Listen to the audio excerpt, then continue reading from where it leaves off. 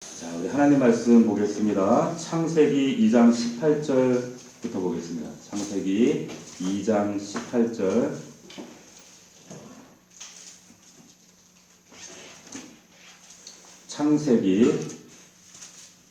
창세기는 맨 앞에 있죠. 자, 우리 창세기 2장 18절부터 25절까지 오늘 창세기 강의 11번째입니다. 자, 18절 말씀부터 25절까지 말씀을 저와 여러분이 한 절씩 교독하겠습니다. 여호와 하나님이 이르시되 사람이 혼자 사는 것이 좋지 아니하니 내가 그를 위하여 돕는 배필을 지으리라 하시니라. 여호와 하나님은 그 물중과 공중의 각자를 지으시고 아담이 무엇이라고 문화하시고 그것을 그에게로 밀어가시니 아담이 각 생물을 부르는 것이 곧 이름이 되었더라. 아담이 모든 가축과 공중의 새와 들의 모든 짐승에게 이름을 주니라. 아담이 돕는 배필이 없으므로 여호와 하나님이 아담에게 잠들지 않으니 잠들매 그가 그 발을 취하고 칼로 채우시고 여호와 하나님이 아담에게서 취하신 그 갈빗대로 여자를 만드시고 그를 아담에게로 이끌어 오시니 아담이 이르되 내 뼈중에 뼈요 살중에 살이라 이것을 남자에게서 취하였은즉 여자라 부르리라 하니라. 이러므로 남자가 부모를 떠나 그의 아내와 합하여 둘이 한 몸을 이룰지로다. 아담과 그의 아내 두 사람이 벌거벗었으나 부끄러워하지 아니하니라. 아멘. 할렐루야. 네. 우리 앞뒤 자로 한번 인사하겠습니다. 주님 때문에 살 만납니다. 시작. 주님 때문에 살 만납니다. 네, 잘하셨습니다. 자, 오늘 창세기 강의 11번째 시간 말씀입니다. 우리가 창세기 50장까지 이 장구 한 장을 언제 끝날 것인가 기약은 없지만 아마도 한 몇 년이 걸리지 않을까 싶습니다. 근데 특별히 우리가 1, 2장이 너무나도 중요하기 때문에 좀 긴 시간을 좀 나누어서 하나님 말씀을 나누고 있습니다. 오늘 말씀의 제목은 하와를 통해 보는 교회의 사명, 하와를 통해 보는 교회의 사명, 이와 같은 제목으로 말씀을 나누려고 합니다. 우리 2주 전 말씀인데 여러분들 기억나실란가 모르겠어요. 한번 그 복습하는 의미로 한번 정리를 해보겠습니다. 잘 들어보세요. 우리가 지난번에 2장 8절부터 에덴 동산, 에덴이 무슨 의미가 담겨져 있는가 라는 것을 우리가 잠시 나눴습니다. 에덴이라고 하는 뜻은 기쁨이라고 하는 뜻이죠. 근데 우리가 동산 이러면 큰 언덕이 있는 이런 동산을 우리 이미지 가운데 떠올리지만 이 원래 원어상의 이 동산이라고 하는 의미는 간이라고 해서 울타리가 있는 작은 정원을 말해요. 우리가 그림 그리고 있는 그런 동산, 언덕배기가 있는 그런 산이 아니라는 거죠.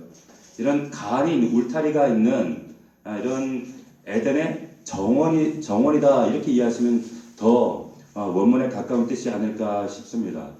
그런데 이건 다른 말로 어떤 의미를 담고 있냐면 이것은 울타리가 있기 때문에 차단되어 있다는 뜻이에요. 외부와는 철저하게 단절되어 있고 차단되어 있는 그런 곳이다. 그리고 또 하나 우리가 기억해야 될 것은 그 동산 그 정원 한가운데에 선악과 나무와 또 어떤 나무가 있다고 그랬죠? 생명나무 두 나무가 있다고 그랬어요. 동산 중앙에 그것이 심겨져 있었습니다. 자, 에덴이라고 하는 것은 하나님의 나라를 예표하죠. 하나님의 나라는 이렇게 완성되어질 거야 라고 하는 그림을 그려주는 것이 에덴입니다. 그런데 그 하나님의 나라, 이 선악과와 생명나무가 그 에덴 한가운데 세워져 있는데 이것은 이 두 나무가 어떻게 상호관계, 어떤 원리로 상호관계를 맺고 자, 이 하나님의 나라는 이 나무를 통해서 이렇게 통치될 것이고 나중에는 이렇게 완성될 거야 하는 그림을 보여주고 있는 거예요. 자, 이것이 선악과와 생명나무예요. 자, 여러분 선악과는 우리가 쉽게 단순하게 생각해서 뭘 상징합니까? 계명을 상징하죠. 율법을 상징합니다. 그러니까 단순히 여러분 근데 이것이 이 선악과가 단순히 먹으면 절대 안 돼 라고 하는 그런 금단의 열매 단순히 그런 의미가 아니라 만약에 먹어서는 절대로 안 되는 그런 금단의 열매였으면 동산 중앙에 세워놓을 이유가 없죠. 저 구석에 숨겨놔야지. 근데 하나님께서 일부러 중앙에 세워두셨단 말이에요. 단순히 먹어서는 안 되는 그런 의미가 아니라 여기는 깊은 하나님의 의미, 의도가 숨겨져 있다라고 하는 거죠. 자, 선악과 나무, 또한 생명나무. 생명나무는 말 그대로 생명입니다. 자, 하나님의 명령이 이제 하달이 돼요. 2장 17절에 보면 선악을 알게 하는 나무 실과는 먹지 마. 먹는 날에는 반드시 죽을 것이다. 자, 선악을 알게 하는 나무를 먹으면 넌 반드시 죽는다. 자, 그런데 선악을 알게 하는 나무를 우리가 선악을 알게 되는 지식을 가지면 좋은 거 아니에요? 선악을 알면 좋은 거 아니에요? 이게 선이구나, 이게 악이구나, 이걸 분별해야지, 악도 피해가고 또 선한 일을 열심히 도모할 수 있잖아요. 근데 왜 선악을 알게 하는 이 지식을 가지면 안 된다, 이 나무를 먹어서는 안 된다, 왜 그런 명령을 하달하셨을까요? 각자 다 기준이 다릅니다. 각자 기준이 다르니까. 자기가 옳다고 합니다. 일부 맞아요. 우리 지난주에 등록한 이 세 가족이 역시 수준 있는 대답을 했어요. 보세요. 자, 성경이 말하고 있는, 우리가 먼저 전제로 해야 될 것이 뭐냐면 성경이 말하고 있는 선과 악의 정의를 여러분들이 잘 이해하셔야 돼요. 성경에서 말하고 있는 선, 악이라고 하는 것은 도덕적, 윤리적, 도리적으로 이것이 옳다, 그러다 그런 의미가 아니라 이 성경에서 말하는 선은 하나님의 뜻에, 하나님 마음에, 하나님의 목적에 맞는 것이 선입니다. 잘 이해하셔야 돼요. 자, 다시 한번 말씀드려요. 자, 성경에서 말하는 선은 하나님의 뜻에, 목적에 맞는 것이 선이에요. 세상에서 말하는 도덕과 윤리나 도리가 아니라고 하는 거예요. 자, 이 선이라고 하는 말이 어디서 제일 먼저 나옵니까? 하나님이 천지만물을 지으시고 나서 지을 때마다 보시기에 좋았더라 그 말이 선이에요. 그것을 그 원에 보면 토브라고 해요. 한번 따라해 봅시다. 토브. 이게 좋았더라 선이에요. 하나님이 보실 때에 좋았더라, 좋은 것, 이것이 선이에요. 자, 이 말은 뭡니까? 지금 방금 우리 위메라 성도가 얘기했던 것처럼 하나님만이 기준이 되신다는 얘기예요. 하나님만이 기준이 되시고 하나님이 옳으면 옳은 것이고 하나님만이 이 모든 선과 악의 판별자가 되신다. 그걸 보여주는 선악과예요. 자, 그런데 우리는 그걸 선악을 도덕적으로 판단한다. 그게 아니라는 거죠. 자, 다른 예를 들면 제가 그런 말씀을 드렸습니다. 지난 시간에 아브라함에게 하나밖에 없는 독자 아들, 야, 갖다 바쳐. 그 가슴에다 칼을 꽂아. 윤리적 도덕적으로 보면 이거는 무슨 하나님이 이래? 말도 안 되는 하나님이에요. 도리적으로, 윤리적으로 난 그럴 수 없어. 칼을 안 꽂았어요. 안 꽂으면 나는 할 수 없어. 하나님 보실 때 그게 악이라는 거예요. 근데 아브라함이 꽂으려고 찌는 순간 스톱 하셨어요. 순종했단 말이에요. 하나님은 그 사랑하는 독자 아들, 도덕적, 윤리적으로 볼 때는 맞지 않죠. 우리가 생각하는.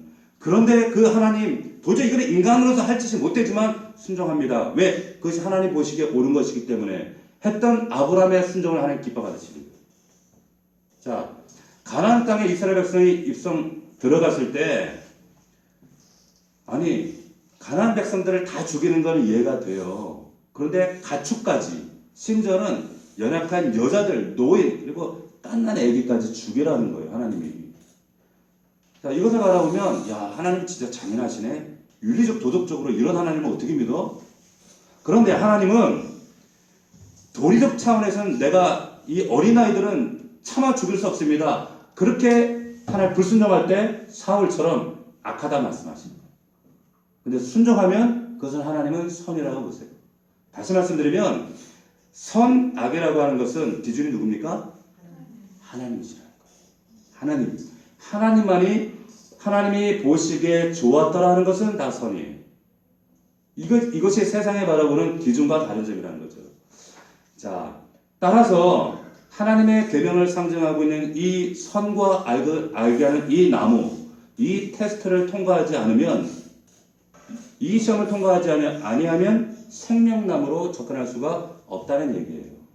그래서 선악과 나무를 세워놓고 이것을 통과하지 않으면 생명에 도달할 수 없어. 이 말씀하시는 거예요. 자, 문제는 뭐예요? 율법을 상징하고 계명을 상징하고. 근데 이 선악과 나무를 바라볼 때 우리의 한계, 절망은 뭡니까? 우리는 따먹을 수밖에 없는 존재라는 거예요. 어떤 분이 그러더라고. 아담 그놈의 새끼가 괜히 그거 따먹어가지고 우리가 이렇게 고생하는 거라고. 막 그러더라고. 그놈의 자식이 따먹은 게 아니라 사실은 우리도 지금 따먹고 있단 말이에요. 우리는 우리 힘으로, 우리의 노력으로, 의로 절대로 정말 이 선악과의 태세를 통과할 수 없다는 거예요. 선악과 나무를 바라볼 때 우리가 느끼는 절망은 뭐예요? 율법을 바라볼 때 우리가 느끼는 한계는 뭐예요? 우리는 절대로 내 스스로 구원받을 수 없다는 거예요. 근데 이 절망을 느끼는데 절망의 한계의 그 밑자락에서 사망의 음침한 골짜기에서 들려지는 소리가 뭐예요? 은혜라고 하는 소리. 은혜. 그렇기 때문에 이 생명나무로 도달할 수 있는 방법은 하나님의 은혜밖에 없구나.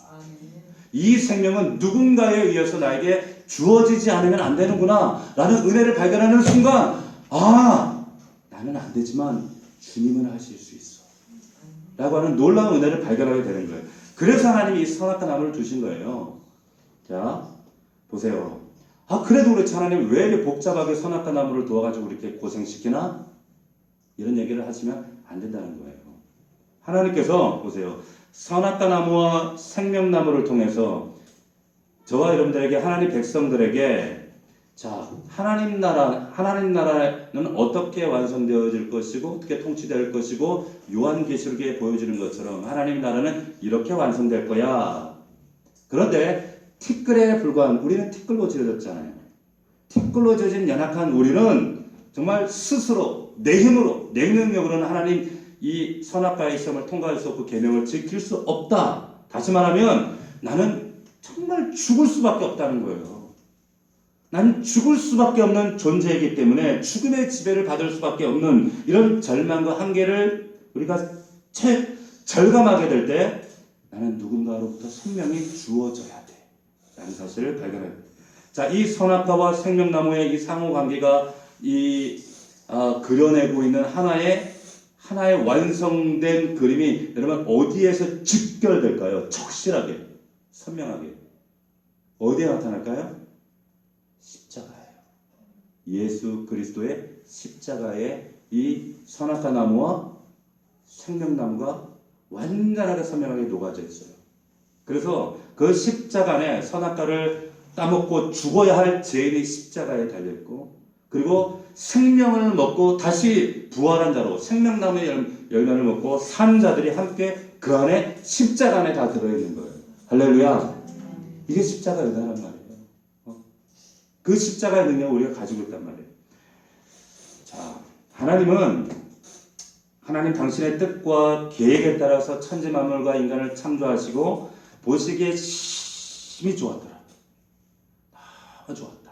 하나님의 선으로, 그 토부의 상태로 인간을 하나님께서 완성해 두셨는데, 인간이 하나님 은혜 밖으로 뛰쳐나갔어. 나 싫어. 나 선악과 따먹을 거야. 그래서 은혜가 깨어져 버렸어요.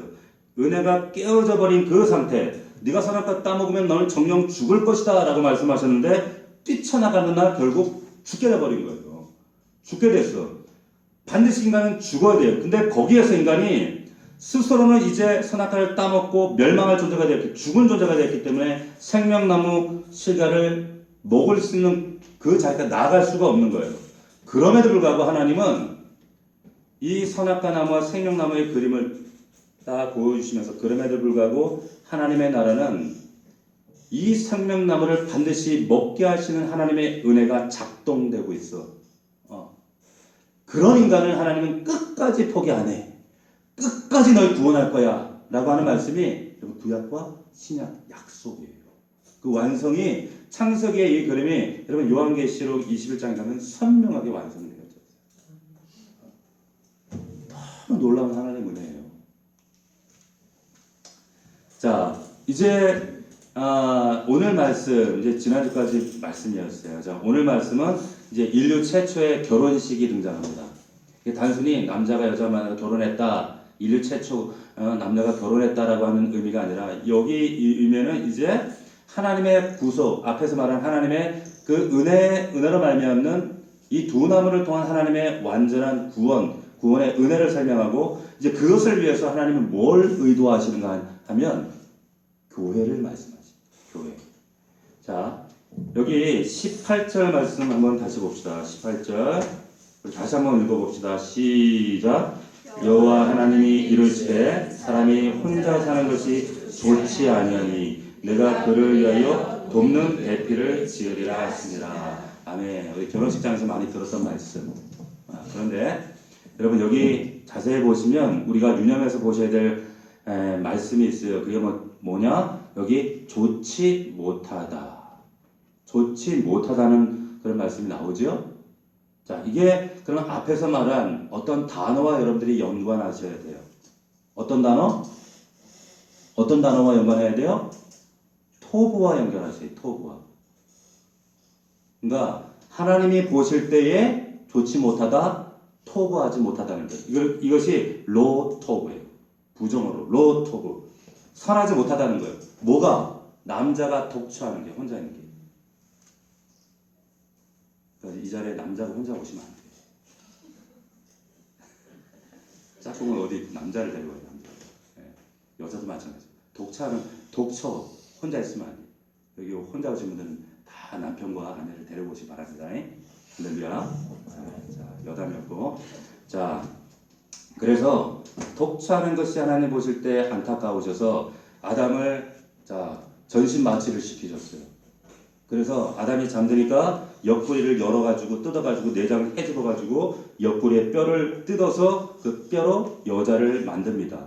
그리고 그 뼈로 만들어진 여자를 아담에게 들여보내서 아담과 연합해서 하나 되게 하셔요.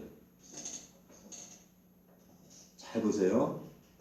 이게 단순히 여자가 이렇게 만들어졌구나, 뭐 생물학적으로 하나님께서 지금 과학 시간 하시는 게 아니라고 하는 거예요. 뭘 말씀하시는가? 이거 교회의 탄생을 말씀하시는 거예요. 자, 여담이지만 여러분 자꾸 이제 이런 얘기하면 또 이걸 나중에 뒤에 묻는 분들이 있어. 갈비뼈를 뗐으면 사람의 뼈가 몇 개가 돼야 돼요? 12쌍. 남자가 하나 빠졌어요. 그러면 이제 갈비뼈가 몇 개예요? 24개 하나 빠졌으니까 23개가 되잖아요. 네. 자, 갈비뼈가 23개인 남자 우리 동지 여러분. 23개예요? 민집사님 23개예요? 한번 세보세요. 정확하게 12개씩 있어요. 양쪽에. 예. 그러니까 어떤 이제 자유주의 신학자들이나 진화론자들이 비판하는 게 뭐냐, 성경 다 거짓말이라는 거예요. 아니 갈비뼈 하나 뗐으면 남자들이 23개가 되지 왜 여자는 24개냐? 왜 그러냐면 진화론자들이 얘기하는 그 형질은 절대로 유전된다는 거예요. 형질이 받은 형질은 유전된다. 그런데 그들이 말하는 진화론자들의 주장 때문에 야 그럼 23개면 23개를 유전돼야지 왜 그래? 그 얘기예요. 그러나 성경은 그 말 절대로 진화론자들의 그런 주장들을 절대로 지지하지 않습니다. 절대 그런 말이 아니에요. 인간의 획득된 형질은 여러분 유전되지 않아요. 이 말은 뭐냐면 예를 들어서 아버지가 교통사고 났어. 다리가 잘렸어요. 애가 태어났네? 애가 다리가 없이 태어나요? 그렇지 않죠. 그러니까 정말 그 얘기는 정말 무식한, 교회를 무너뜨리고 성경을 아주 작정하고 비방하기 위해서 하는 그런 말도 안 되는 얘기예요. 보세요. 만약에 하나님께서 갈비뼈를 뽑아서 여자를 만들었기 때문에 갈비뼈가 이제 23개니까 그러면 가인과 아벨도 태어날 때 갈비뼈를 23개를 가지고 태어나야 되네? 그 얘기잖아요. 그렇지 않죠. 보세요. 24개로 태어나죠. 여러분, 우리가 그건 너무 단순하게 우리 갈비뼈가 여러분 이게 예를 들어서 사고로 없어져도요. 그 안에 그 막이 있어요. 갈비뼈 막. 그 골막이라고 하는데 그것만 남아있으면 갈비뼈가 재생되는 거 아세요? 갈비뼈가 자랍니다. 자라요. 그러니까 절대로 그들이 말하는 것처럼 그렇지 않다는 거죠. 오해하지 마세요. 여러분은 남자들은 갈비뼈가 몇 개라고요? 24개입니다. 어디 가서 23개라고 이러시면 안 돼요. 자, 중요한 게 여담이었고, 중요한 것은 남자가 자고 있는데 남자의 옆구리를 뚫고 갈비뼈를 끄집어내서 여자를 만들었어요. 그리고 하나님이 그 남자에게 여자를 이렇게 끄셔서 들여보내셔서 연합해서 하나 되게 하셨다. 자, 이쯤 되면 뭐 그림이 하나 떠오르지 않습니까? 우리가 에베소서 할 때도 이 말씀을 나눴어요. 에베소서에 동일한 말씀이 등장하거든요. 여러분 성경에서 잠을 잔다라고 하는 의미는 대부분 죽었다라는 의미예요. 죽었다. 근데 신약에서 신부를 탄생시키기 위해서 옆구리가 뚫려서 죽은 사람이 있었어요. 누구예요? 예수 그리스도죠. 예수 그리스도. 그 예수 그리스도가 부모를 떠나서 이 땅에 내려와 하나님 아버지를 떠나 이 땅에 내려와 이제 연합하시는 거예요. 자, 왜 신부인 교회를 탄생시키기 위해서? 교회를 탄생시키기 위해서. 여러분 교회가 얼마나 중요한지를 눈에 보이는 물리적인 그런 가시적인 교회가 아니라 우리가 교회와 연합되어지고 교회가 공동체로 하나 되어져야 하는 이유가 얼마나 그 신비한 비밀이 거기 있는가 여러분 잘 들으셔야 돼요.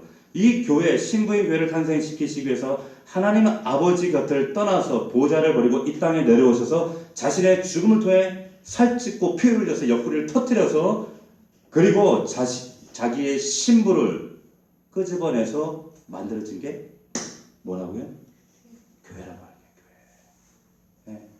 여러분 그냥 교회는 책가방 들고 다니는 그런 건물 교회가 아니라 연합되지 않은 교회, 그냥 다니는 교회가 아니라 정말로 연합된 예수와 연합된 누구와 교회 공동체와 연합된 한 몸이라는 거예요.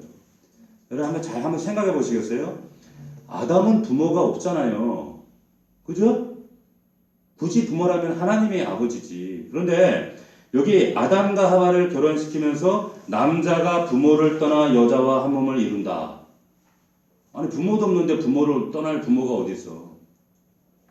자, 왜 이런 얘기를 하고 계신 거예요? 이 말씀은 하나님 아버지 그 보좌 곁을 떠나서 이 땅에 내려오셔서 이제 신부인 교회와 연합하신 예수 그리스도를 예표하는 말씀이에요. 그 말씀하고 계신 거예요. 자, 하나님께서 인간이 타락하고 이제 그 하나님의 의도하신 토부가 깨어져 버린 상태. 그런데 아담이 독처하는 것이 그것과 같다는 거예요. 이건 불완전해. 이건 선하지 않아. 그래서 그 하나님이 깨져버린 선을 다시 회복시키기 위해서 옆구리를 열어서 내장을 열어서 뼈를 끄집어내고 그 갈비뼈로 신부를 만들었어요. 그게 교회라고 하는 거예요. 따라서 본문의 아담은 뭐예요? 예수 그리스도. 하와는 뭐예요? 교회를 말하는 거예요. 자, 에베소서에서 바울이 이것을 확실하게 이걸 인증해 주는 말씀이에요. 우리 에베소서 말씀 우리 강의할 때 다 나눴던 말씀입니다. 에베소서 5장 31절 32절 한번 찾아봅시다. 여러분들이 직접 찾아야 각인되기 때문에 좀 수고스럽지만 한번 찾아봅시다.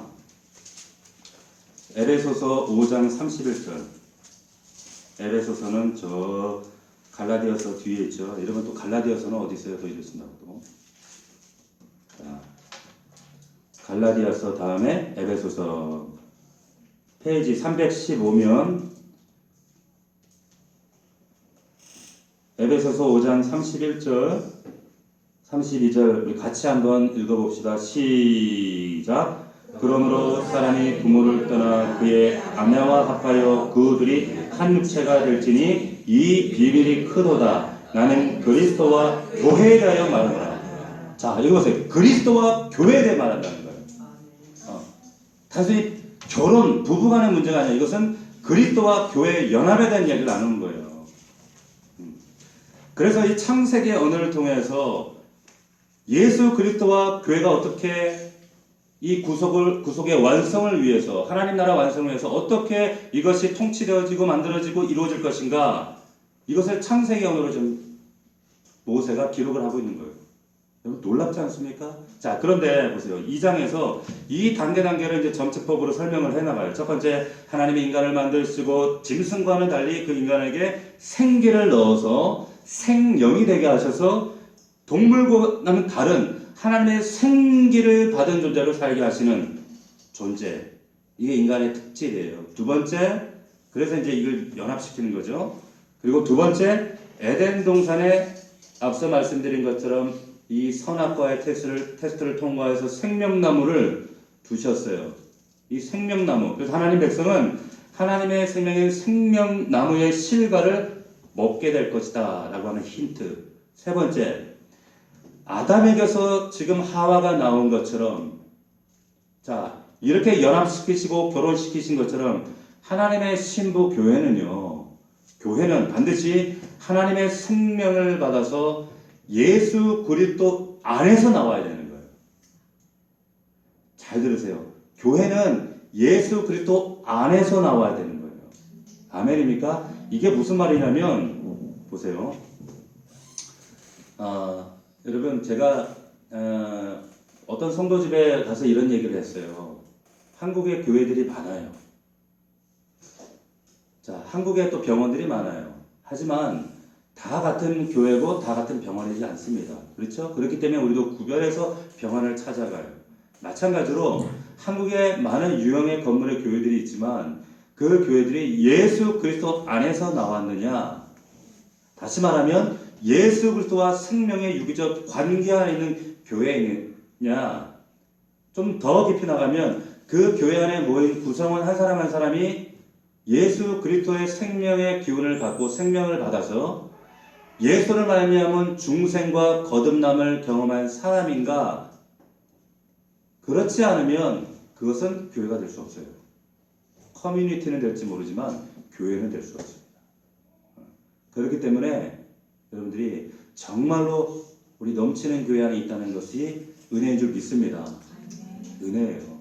정말 은혜인 줄 믿어요. 여러분 계시록 21장에 보면 이런 말씀이 있어요. 한번 들어보세요. 또 내가 보매 거룩한 성 예루살렘이 하나님께로부터 하늘에서 내려오니 그 예비한 것이 신부가 남편을 위하여 단장한 것 같더라. 신부가 남편을 위하여 단장했다. 뭐가?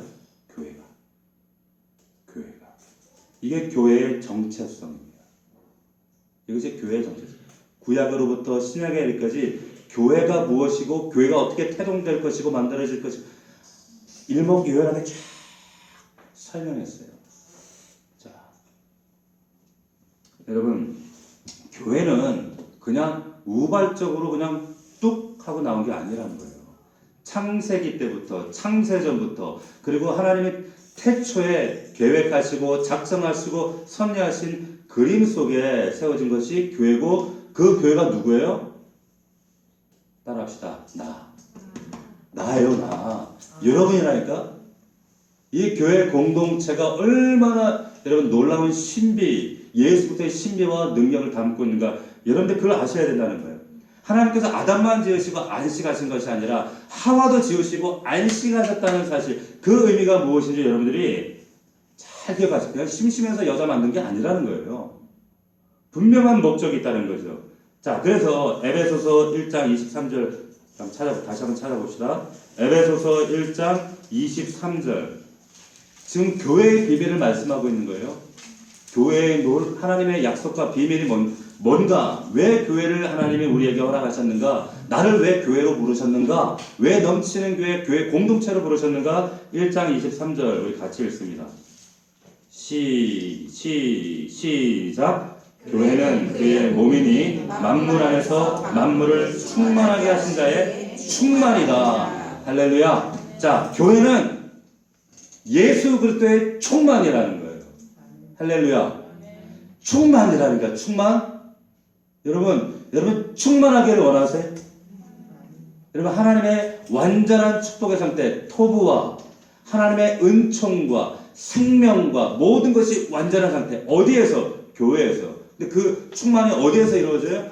교회에서 이루어진다는. 교회에서. 하나님하고 나하고 하나님만 잘 믿으면 되지 막대기 신앙이 아니라는 거예요.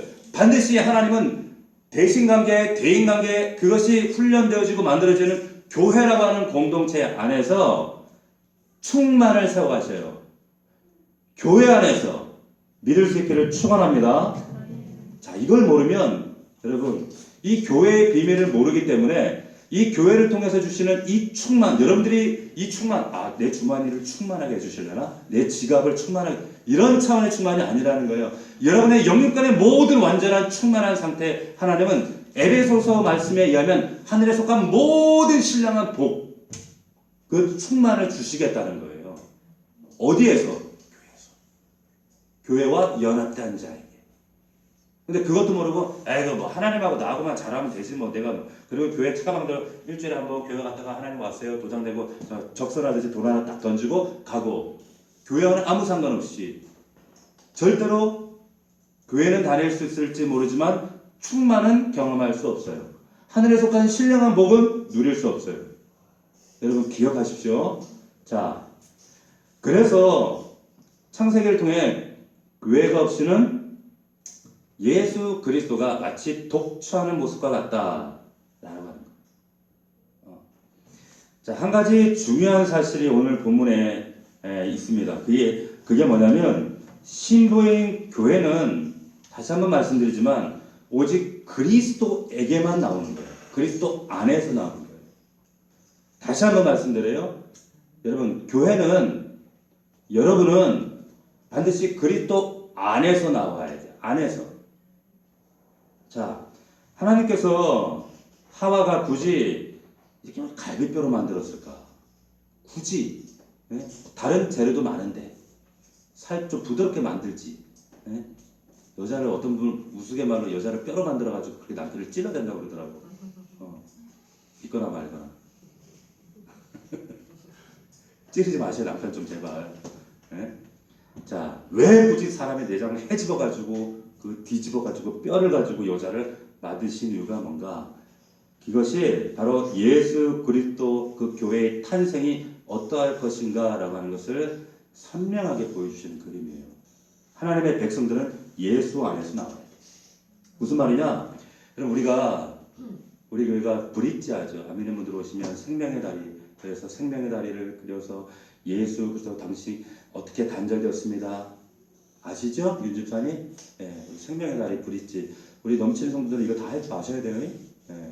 하지만 보세요. 그래서 생명의 다리 마지막에 자, 하나님께서 당신을 이제 자녀 삼아 주신 것을 믿겠습니까? 뭣도 모르고 아멘. 자, 그럼 하나님 자녀가 되었습니다. 제가 영접 기도하겠습니다. 따라하십시오. 따라해요. 자, 영접 기도하면 예수님의 이름으로 기도합니다. 아멘. 할렐루야. 자, 이러면 구원 받은 건가요? 구원 받은 거예요, 윤 집사님? 아니죠. 영접 기도했다고 구원 받은 건 아니에요. 단 영접 기도는 그의 입술로 시인하게 만들고 인식하게 만드는 거예요. 진정한 구원은 그가 하나님 안에서 반드시 선악과의 테스트, 나는 죽을 수밖에 없는 내 인간의 절망, 사망의 음침한 골짜기를 절망하고 한계를 느끼고 그런데 그때 은혜를 발견했을 때 자포자기가 아니라 하나님 은혜밖에 없어요. 주님밖에 없어요. 라는 사실 그때 여러분 거듭나요. 중생한단 말이에요. 우리 위미라 성도가 이 자리에 있지만 위미라 성도가 그 얘기 간증을 했었어요. 그렇죠? 위미라 성도가 새벽에 중생을 경험했어요. 그 순간 용서하지 못한 사람을 용서하고 안에서 뭔가가 다 녹아지는 거죠. 근데 밖에 나왔더니 갑자기 세상이 달라보이고 세상이 노래하고 하늘이 노래하고 바람이 노래하고 여러분 이런 경험이 있으신가요? 이런 자들이 모이는 곳이 교회예요. 그것은 반드시 예수로부터 주어진다는 거예요. 이런 은혜가 우리 모두에게 있었지만 더 여러분들에게 선명하게 있기를 축원합니다. 자, 그런데 오늘 우리가 본문을 보면 또 한 가지 우리가 좀 약간 석연치 않은 이 문맥이 있어. 이게 뭐냐? 하나님께서 아담이 독처하는 것이 좋지 못하다. 그러면서 이제 돕는 배필을 만들어 주시잖아요. 근데 왜 갑자기 19절, 20절 보시면 19절부터 20절 보면 갑자기 아담 느닷없이 짐승들에게 이름 붙여지는 이야기가 이렇게 등장을 해요. 그 문맥에 맥락도 없이 갑자기 왜 이런 얘기를 할까? 왜 동물 이름 짓는 이야기가 나올까요? 자, 이 셈족 문화권에서 이름을 짓는다. 이름은 짓는 자가 이름을 부여받는 자에게 이름을 지어준다라고 하는 의미는 뭐냐? 나는 너를 속속들이 너의 정체성과 존재와 너의 모든 존재를 나는 알고 있어. 첫 번째고, 두 번째는 너에 대한 모든 통치권과 소유권은 나에게 있어 라는 뜻이에요. 이것이 이름을 지어준다라고 하는 뜻입니다. 아담이 이 모든 짐승들의 이름을 붙였다. 이 말은 짐승들의 내용과 속성을 다 알고 있다 이 말이에요. 다 알고 있다. 그러면 여러분 돕는 배필을 이 돕는 배필 엑제르 돕는 배필을 굳이 갈비뼈에서 그 고통스럽게 수술해가지고 이럴 필요 없잖아요. 동물 중에서 넌 나를 돕는 배필이 되라. 나를 도와라. 이렇게 해도 되잖아요. 근데 그렇게 하지 않은 이유는 하나님은 짐승과 전혀 다른 차원의 존재가 교회라는 것을 설명하시는 거예요.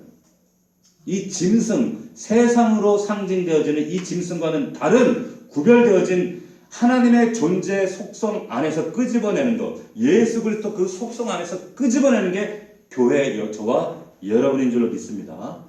이 사실을 기억하셔야 됩니다. 그래서 여러분 우리가 앞에서 공부했던 것처럼 창세기 2장 7절에 보면 최초의 사람을 하나님이 지으시고 생기로 흙으로 지으시고 생기의 코를 불었더니 어떻게 했어요? 생영이 됐다 그랬어요. 생기를 불었더니 생영이 됐어요. 생영이. 자, 이 생영 여러분들은 생영입니다. 맞습니까? 근데 여러분 동물도 생영이에요. 무슨 말이냐면 여기 지금 생영이라고 번역되어 있는 단어가 네페시 하야예요. 네페시 하야 2장 7절 다시 보세요. 자, 여기 여호와 하나님이 땅의 흙으로 사람을 지으시고 생기를 그 코에 불어넣으신 이 사람이 생영. 그런데 여기 이 단어가 네페시 하야. 네페시 하야. 한번 따라해 봅시다. 네페시 하야. 그런데 이 단어가 지금 우리가 이것도 2장 19절에 똑같이 나온단 말이에요. 2장 19절. 같이 한번 읽어볼까요? 같이 시작. 여호와 하나님이 흙으로 각종 짐승과 공중의 각종 새를 지으시고 아담이 무엇이라고 부르나 보시려고 그것들을 그에게로 이끌어 가시니 아담이 각 생물을 부르는 것이 곧 그 이름이 되었더라. 아멘. 자, 여기 네페시 하야가 뭘까요? 뭐예요? 생물이에요. 똑같이 네페시 하야예요. 근데 왜 앞에는 생명이고 뒤에는 생물로 번역했을까요? 그냥 우리나라 번역상 편하게 구분하려고 그러는 거예요. 똑같이 사람이나 동물이나 네페시 하야예요. 그런데 그러면 뭔가 좀 이상한데? 차이점이 뭘까요? 이 동물도 네페시고 사람도 네페시인데 차이점이 뭐예요? 그러면 생기란 말이에요. 생기. 그러니까 여기 각 생물이라고 번역된 네페시 하야, 여기에는 흙으로 지어졌지만 여기에는 생기가 없어요. 그런데 생영에는 하임 네페시 하야예요. 자, 우리는 생기가 있는 네페시라는 거예요. 생기가 있는. 이때부터 우리가 생명이 된 거죠. 살아있는 산존재. 자, 그러면 우리가 또 여기서 질문해 봐요. 그러면 생기가 뭐예요? 생기가 성령인가요? 아니에요. 생기는 성령은 아니에요. 히브리어로 니슈마트 하임. 하임이 뭐냐면 생명이에요. 니슈마트는 뭐냐면 그냥 기운, 바람, 호흡 이런 거예요. 그러니까 생명의 기운, 이걸 그냥 생기라고 부르는 거예요. 생기. 자, 그런데 중요한 포인트는 여러분 뭐냐면 생기가 생명 자체는 아닙니다. 다시, 생기가 생명 자체는 아니에요. 그 생기를 우리에게 주셨다는 거예요. 자, 니시마트 하임, 이 생기가 그러면 어디에 등장하는 이게 무엇인가 한번 우리 찾아봅시다. 잠언 20장 27절. 잠언 20장 27절. 잠언은 시편 다음에 있죠. 잠언 20장 27절. 같이 한번 읽어봅시다. 933페이지 잠언 20장 27절 시작. 사람의 영혼은 여호와의 등불이라 사람의 깊은 속을 살피느니라. 아멘. 사람의 영혼은 여호와의 등불이에요. 그런데 그 영혼은 등불 역할을 해서 사람의 깊은 속을 살핍니다. 여기에 니시마트 하임이 뭘까요? 영혼? 영혼이에요. 영혼. 그럼 생기가 뭐예요? 영혼. 영혼이에요. 영혼. 근데 그 생기의 역할은 뭐예요? 그러면 영혼의 기능이 뭐예요? 깊은 속을, 사람의 깊은 속을 살피는 거예요. 영이 영을 살필 수 있어요. 영으로 영을 인지할 수 있다는 거예요. 여러분 신방할 때 그냥 신방을 얼굴로 대면하는 것이 아니라 여러분 영이 그 성도의 영을 감지해요. 여러분이 가정에서 자녀들을 살펴볼 때, 기도할 때 여러분들이 아이들을 육적으로 보는 것이 아니라 기도하는 부모는 영으로 영을 감지해요. 여기 사람의 속을 살핀다 할 때 이 속이라고 하는 단어가 어떤 의미냐면 자궁 생명이라는 뜻이에요. 생명을, 그러니까 니스마타임 생기 영혼은 생명을 알아보고 생명을 감지하고 생명을 그리고 지각하는 그리고 생명을 지향하게 만드는 거예요. 다시 한번 생기는 영혼은 생명을 알아보고 지각하고 생명을 끊임없이 지향하도록 만드는 것이 영혼이라는 거예요. 이걸로 하나님과도 소통하는 거예요. 그래서 로마서 8장 14절에 보면 하나님의 영으로 인도함을 받으라. 이 말씀은 여러분 하나님의 영은 우리의 영과 소통해야 돼요. 그래서 하나님께서 우리를 발걸음을 인도하시는 것을 우리가 경험할 수 있다는 거예요. 자, 그래서 창세기 2장 7절에 생계를 받은 생명이 의미하는 바가 뭐냐? 짐승들에게 주어지지 않은 생명의 기운을 받아서 생명을 감지하고 생명을 알아볼 수 있는 존재, 그리고 생명을 지향하는 존재. 예. 아시겠어요? 그게 여러분들이라는 거예요. 그게 생명이라는 거예요. 자, 그렇다면 질문. 여러분들은 생명을 감지하고 생명을 알아보고 또 생명을 이 땅의 것이 아니라 생명을 지향하면서 살아가고 계십니까?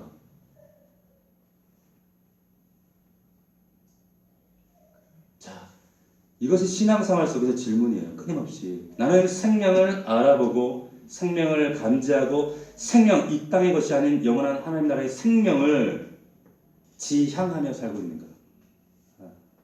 그렇지 않으면 여러분 우리는 짐승처럼 살아갈 수밖에 없어요. 짐승처럼. 인간이 타락할 때 여러분 은혜가 떠났을 때 인간 안에 이 생명의 기운마저 여러분 소실되어 버렸어요. 그러니까 하나님을 못 알아보는 거예요. 하나님을 못 찾는 거예요. 생명의 근원이신 그분을 못 알아보고 들리지도 않는 거예요. 그래서 이것이 회복되지 않으면 아무리 말씀을 전해도 말씀은 머리로는 맞지만 영혼으로는 받을 수가 없어요. 그러니까 바리새인들처럼 예수 죽이려고 하는 거죠. 복음을 배격하는 거죠. 자, 살아있는 짐승과 살아있는 사람과 짐승의 차이 여러분 아시겠어요? 이제 왜 성경이 예수 그리스도로 말미암아 이제 나타나게 될 교회의 탄생을 예표하는 이 하와를 얘기하다가 갑자기 짐승을 등장시키고 짐승 이름 짓는 이야기를 하고 있는가? 왜 이야기를 삽입시켜 놓았는가? 예수 그리스도의 신부인 교회는 이 교회는 하나님을 알아볼 수도 없고 하나님을 지향할 수도 없고 그 생명을 추구할 수 없는 짐승 같은 이 세상으로 대변되어지는 이 짐승과는 완전히 다른 차원 예수 안에서 나온 그 생명인 교회만이 하나님을 지향할 수 있고 하나님을 지각할 수 있고 생명을 알아볼 수 있고 그리고 그런 자들만이 여러분 영혼들 생명을 향해서 갈망을 가져요. 영혼을 살려야지. 영혼을 구원해야지. 영혼에 대해서 왜 무관심한 줄 아세요? 그 생명이 지금 아주 그냥 세상으로 그냥 세상 흙먼지 그 티끌 가운데 그냥 거기에 쩔어 있다는 얘기예요.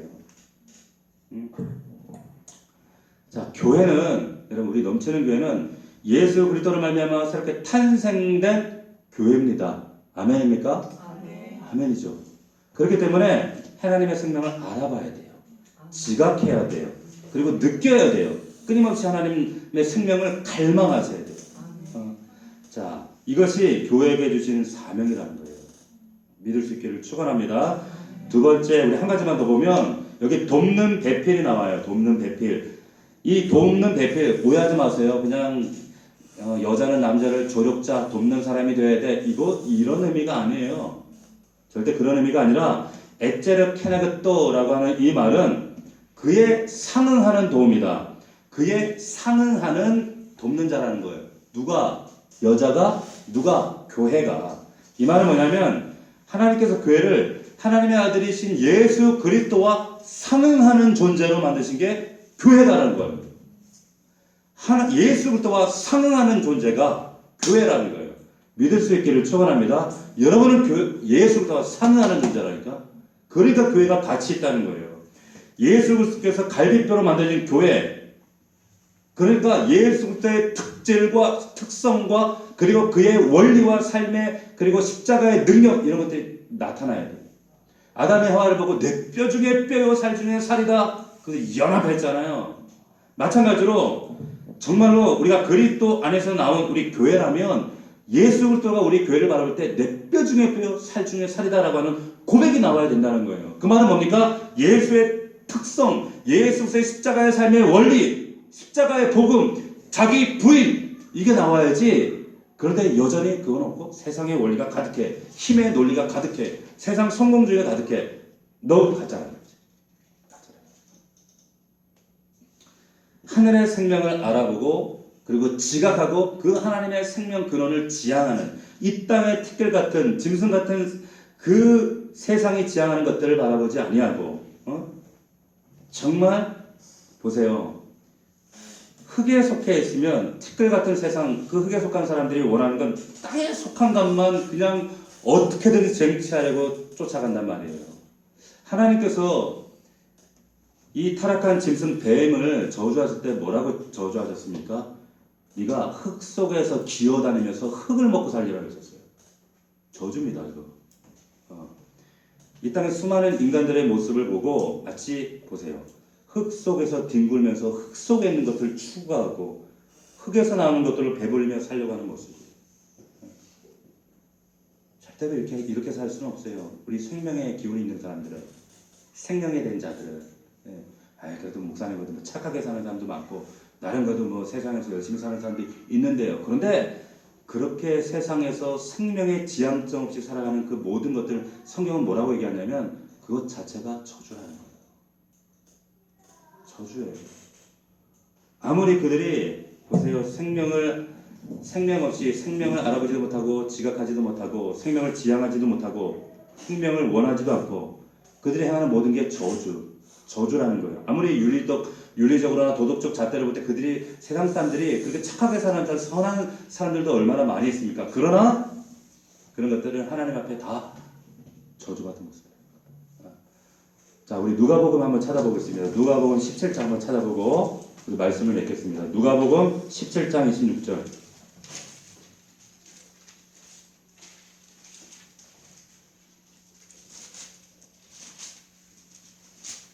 누가복음 17장 26절 30절까지. 누가복음 17장 26절부터 30절까지 우리 같이 합독합니다. 시작. 노아의 때에 된 것 같이 인자의 때로 그러하리라. 노아가 방주에 들어가던 날까지 사람들이 먹고 마시고 장가들고 시집가더니 홍수가 나서 그것들을 다 멸망시켰습니다. 롯의 때와 같으리니 사람들이 먹고 마시고 사고 팔고 심고 집을 짓더니 롯이 소돔에서 나가던 날에 하늘로부터 불과 유황이 비오듯 하여 그들을 멸망시켰느니라. 인자가 나타나는 날에도 아멘. 여러분 여기 보시면 멸망의 날, 멸망받는 사람들이 하던 일이 여러분 뭐 잘못된 거 있어요? 잘못된 거 하나도 없어요. 우리 일상이에요. 먹고 마시고 시집가고 장가가고 우리도 했잖아요. 그게 뭐 멸망받을 일입니까? 왜 물로 불로 다 멸망 가운데 떨어졌습니까? 이유가 뭐예요? 생명이 없다는 거예요. 생명나무를 소유하지 못했다는 거예요. 생명나무는 아무리 겉으로 볼 때 선해 보이고 열심히 사는 것 같아 보이고 아무리 있어 보이고 그럴듯해 보인다 할지라도 여러분 그 모든 것들이 전부 다 자기 자신 높이는 자랑을 위해서 높임을 위해서 생명과는 전혀 상관없는 일들이었다는 거예요. 어떻게 해요? 끝은 멸망이다라고 하는 거예요. 그러나 생명을 알아보고 지각하고 그 생기로 하나님과 소통하며 진짜 생명을 갈망하며 근원하며 추구하는 사람들은 이 세상에 썩어져 가는 그런 높아짐과 자랑과 그리고 많은 사람들이 박수치고 있는 그런 것들을 사도 바울은 뭐라고 여겨요? 배설물로 여긴다는 거예요. 배설물로. 왜? 영원한 생명, 하나님 나라의 그 생명과 천국을 소유한 자들은 여러분 그렇다고 그것이 필요 없다는 뜻이 아니에요. 진짜 가치가 무엇인지를 알고 살아간다는 거죠. 그것 때문에 울고 불고 짜고 그럴 필요 없다는 거예요. 하나님이 우리에게 그것을 세상을 우리에게 목적으로 주신 게 아니라 하나님 나라를 위한 그냥 보조 수단으로 주신 거예요. 그걸로 너희들 삶에 필요하게 하나님 나라에 돕고 쓰라고. 모자라면 어때? 넘치면 어때? 아무 상관없어요. 그것 때문에 울고 불고 전전긍긍하고 일희일비하고 절대 하나님 나라의 생명 가진 자들의 정체성이 아니라는 거죠. 그리스도 이 우리 신부인 교회들은 그래서 이 땅에서 오로지 흙만 쳐다보면서 이 삶에서 오로지 내가 추구하는 어떤 흙으로부터 얻는 그런 세상적인 것들이 아니라 여기서 돌이켜서 생명을 추구하는 하나님 나라를 추구하는 그게 교회다.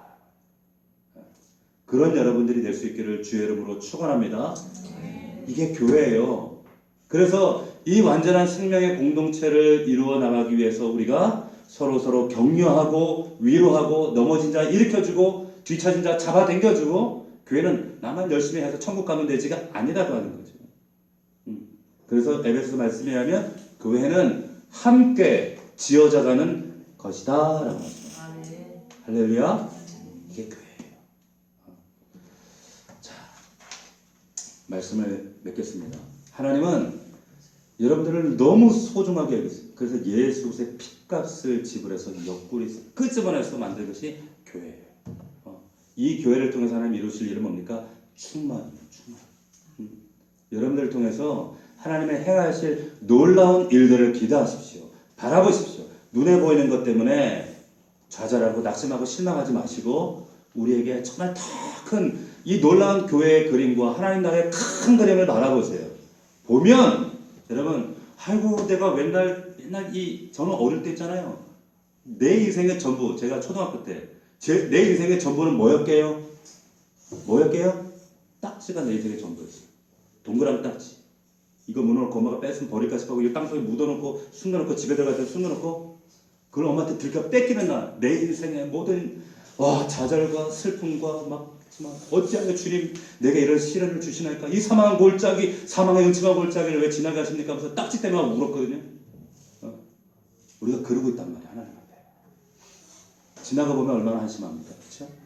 더 큰 하나님의 그림이 있는데 비전이 있는데 약속이 있는데 하나님 나라에 생명을 갈망하세요. 생명을 추구하세요. 그러기 위해서 우리 이 자리에 모인 겁니다. 하나님 육신의 흙에 파묻혀 살아가는 존재가 아니라 생명, 이 땅에 발을 딛고 살아가지만 생명의 그릇인 예수 그리스도 하나를 바라보며 살아가는 자들이 그리스도인입니다. 이 능력을 소유하기 위해서 기도하는 자리가 오늘인 거예요. 그런 여러분들 될 수 있기를 주의 이름으로 축원합니다. 아멘. 기도합시다.